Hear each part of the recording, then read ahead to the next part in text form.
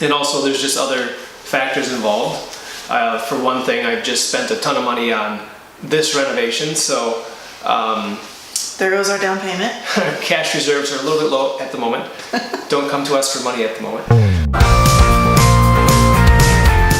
Welcome to the Stiles Short-Term Rental Adventures vlog, where John and Cassie share their real-life experiences hosting visitors to Minneapolis, Minnesota.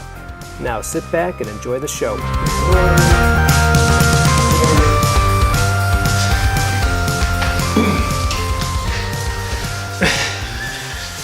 Okay, so hey everybody, this is John Stiles. And I'm Cassie Stiles. So pleased to introduce you to my wife, for those of you who don't know her. And but actually this video series that we're just starting right now is intended for our family and our friends. So this episode is going out to my sister Carrie. So Carrie, we just wanted you to get an update about what we are doing. And the main topic about this series, and by the way, this is being released on podcast form as well as the video form, so hopefully you can enjoy it whichever way you like. But Carrie, we want to get your feedback, we want to get your input into what we're doing here. So again, the main topic of this is our adventures with Airbnb. So we have heard a lot about Airbnb through the media, through just kind of experience from other people. Okay, who have you talked to that has experience with it? Our neighbors have rented out and also used it, so they've seen both ends and heard about both ends of it. My mother has used Airbnbs at her stays, and yeah. Okay, so yes. And then since I've been looking into it, I've kind of reached out to different people, and I've met a lot of people doing Airbnb. And you know, anybody who's doing it that I've talked to is pretty positive about it. So yeah, what we wanted to go over in this first episode of our show is all the positive things that we think Airbnb could be for us. So, do you have one initial positive thing that you're looking forward to? I have been watching you develop and grow businesses for the past 4 or 5 years, I think. So on this... How about 8 or 10 years? Or like 13 or 14? I thought you started in 2014. Do you remember back in the day when we started a video company? Don't bring that up. It goes back. Okay. We are entrepreneurs, I guess, and this was an entrepreneurship that I felt excited about and I felt that I could contribute to. And that being said, I do have some skills I think I could grow in and develop, so I thought this would be a good way to do that. And and just working with you, I think that'd be fun to keep together and to utilize our time together and our efforts and energy together and grow something together. I was looking forward to that, and I have the time, I have the desire and the energy, so I don't want that to go to waste. Okay, great. And I would say another positive or benefit that I'm looking forward to is the potential of increased income. So in this particular apartment that we are planning to do Airbnb in, previously the previous tenant was paying about $1,050 a month. I've just almost completed a huge renovation of the project. As you can see, the nice, hopefully you think it's nice, kitchen in the background. And as we go along, we'll show you the rest of it. But the point of this is that if we were to rent it out, just a traditional like 1-year lease, I think we could get maybe, I don't know, $1,400 a month, $1,500 a month. And that's kind of pushing it? Yeah, hard to say. It's a 3-bedroom, 1.5 bathroom, in an okay part of town. Not it's not uptown, so it's not where everybody wants to be. It's not the cool place. But we have great access to the highways and downtown, and there's access to lots of places. So, yeah. So anyways, what this would bring now that it's all fixed up in a traditional rental is a little bit unknown, a little bit debatable, but it would have been definitely higher than we were getting.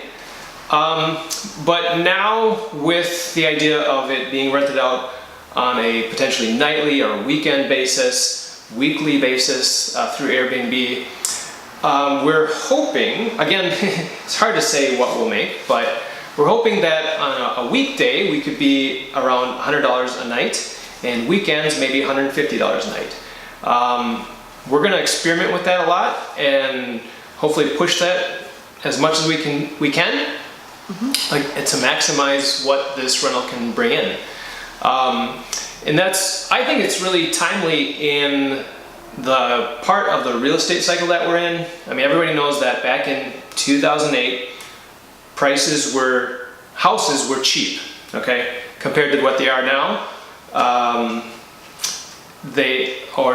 say 2008 to 2012. Okay, we've been on a steady increase in home values, and while we would like to be buying more real estate, right now the prices it's difficult to make sense for us right now, and also there's just other factors involved. For one thing, I've just spent a ton of money on this renovation, so there goes our down payment. Cash reserves are a little bit low at the moment. Don't come to us for money at the moment. We'll find you.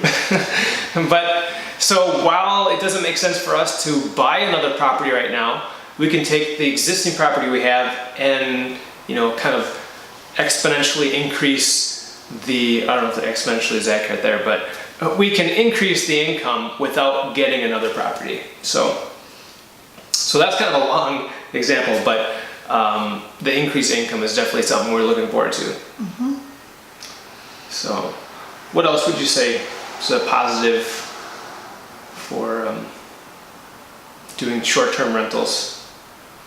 Well, I plan on doing the cleaning, and so through doing the cleaning and getting that cleaning fee for myself, I don't just plan on going out and spending new clothes and all that stuff. I'm excited to use that money for the kids and my family. I want to save money we have 4 kids, so to get some of our other children into some of the activities that they're interested in, and with some things we just haven't been able to afford lately, I would like to help get them doing that. Family vacations have always been pretty stressful, so saving money towards... You're saying that going on family vacations are stressful, or paying for family vacations? Paying for family vacations is stressful. So just not having to worry about the gas, not having to worry about nightly lodging and food, and just going to places and having fun. Even if it is once a year, that's fine. It can be done with ease in our brains, and we don't have to think, this is gonna take up 2 months of our income or whatever. It's done, it's paid for, I'm gonna help with that. And I like the idea of contributing to the family, since I've been not contributing financially to the family since 2009 was the last time I worked. So this is the first time where I can actually do something to contribute financially. And just to be clear, you have been contributing to our family in a very important way by birthing and taking care of our kids. Sure. Okay. So, anyways. Childcare costs there. Yes, childcare costs have been pretty low. But anyways, so along with that, the cleaning, I think, not to reinforce a stereotype, but when you have a short-term, or when you have a long-term renter, they might not take care of the rental space as well as a homeowner. So that's the concern a lot of people have with long-term rentals. With short-term rentals, the mindset is kind of flipped for the guests, they're coming into a place that hopefully they're going to find it looks very nice, and they want to leave it in a nice way so that they don't, you know, what? Get bad reviews. Don't get bad reviews on the site.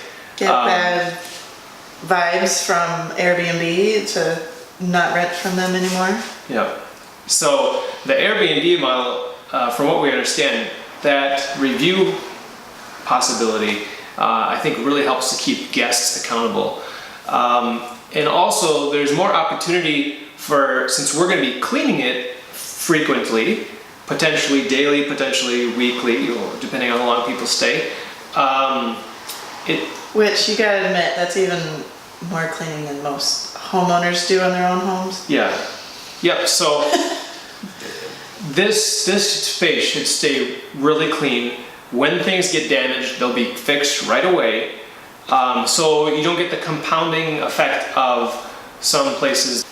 Anyways, so you know, there's lots more positives, and of course there's some negatives, and we'll get into that one next time. So be sure to watch the next episode. Be sure to subscribe so you can see when that next episode comes out.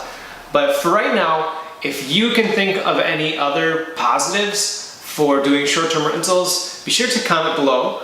We would like to get your response. We'd like to get a little conversation going. And there's lots of things that we haven't thought about yet. I mean, we're brand new to this. We are bringing you in at the beginning of our adventure here.